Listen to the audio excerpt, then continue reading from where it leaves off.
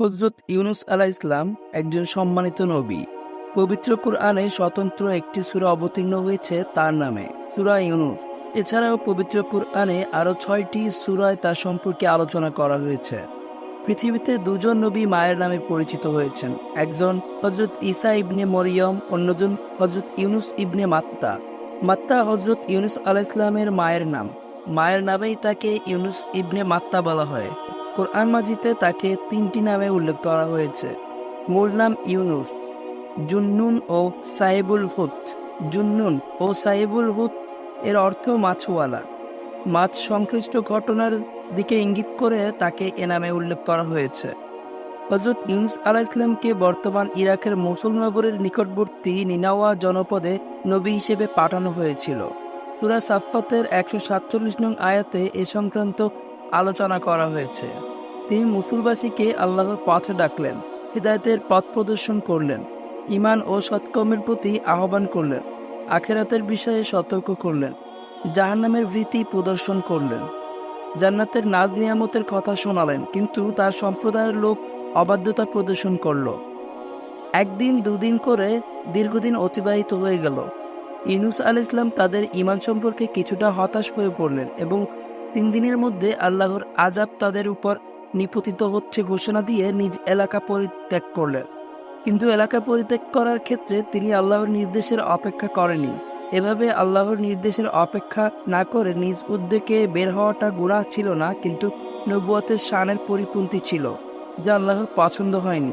আল্লাহ তার প্রিয় বান্দাদের এমন ছোটখাটো বিচ্যুতিতে বড় ধারপাকড় করেন। হযরত ইউনূস আলাইহিস সালাম এলাকা পরিত্যাগ করার পর লোকজন উপলব্ধি করল যে এবার নিশ্চিত আল্লাহর গজব চলে আসবে। তাই তারা সবাই মিলে আল্লাহর কাছে তওবা করল, লোকালয় ছেড়ে বন বাদারের দিকে চলে গেল, গবাদি পশু ও শিশুদের সঙ্গ নিল। এখানে সবাই কায়ম বাক্যের আল্লাহর কাছে আশ্রয় ও ক্ষমা প্রার্থনা করল। আল্লাহ তাদের খাঁটি তওবা ও কাকুতি মিনতির কারণে আল্লাহ তাদের উপর থেকে আযাব সরিয়ে নেন।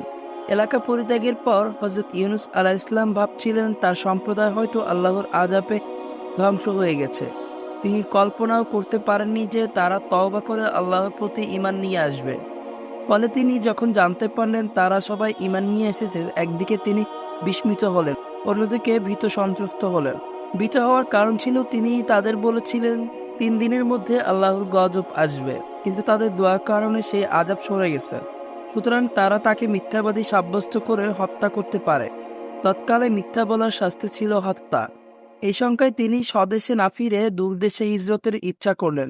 এ উদ্দেশ্যে মানুষ বোঝাই একটি নৌকায় চড়ে বসলেন। নৌকা মাঝ নদীতে পৌঁছামাত্র প্রচণ্ড বেগে ঝড় তুফান শুরু হলো। বিশাল বিশাল ঢেউয়ের ধাক্কায় নৌকা ডুবে যাওয়ার উপক্রম হলো। অবস্থা বেগতিক দেখে মাঝিরা বলল, এখানে মালিকের অবাধ্যতা করে কেউ নৌকায় আরোহণ করেছে। মাঝিদের বিশ্বাস ছিল কোনো অন্যায় কাজ করে কেউ নৌকায় আরোহণ করলে এমন পরিস্থিতি তৈরি হয়। সুতরাং তারা বলল, এমন কেউ থাকলে তাকে নদীতে ফেলে দিতে হবে, তাহলে অন্য যাত্রীরা এই বিপদ থেকে রক্ষা পাবে। তখন যাত্রীদের মধ্যে লটারি দেওয়া হলো। লটারিতে হযরত ইউনূস আলাইহিস সালামের নাম এলো।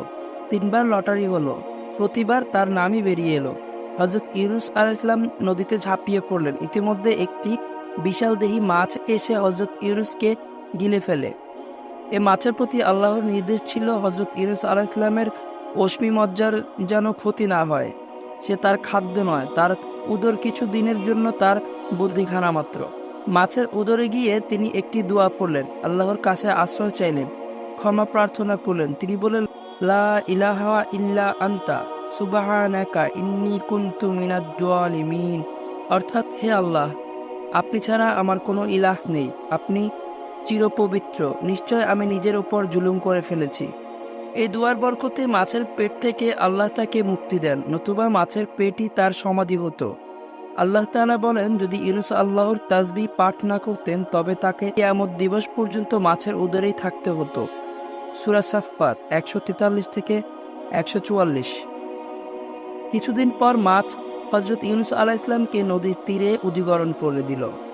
আল্লাহ তাআলা সেখানে তার শারীরিক সুস্থতার জন্য লতা বিশিষ্ট বৃক্ষ উদ্গত করে দেন।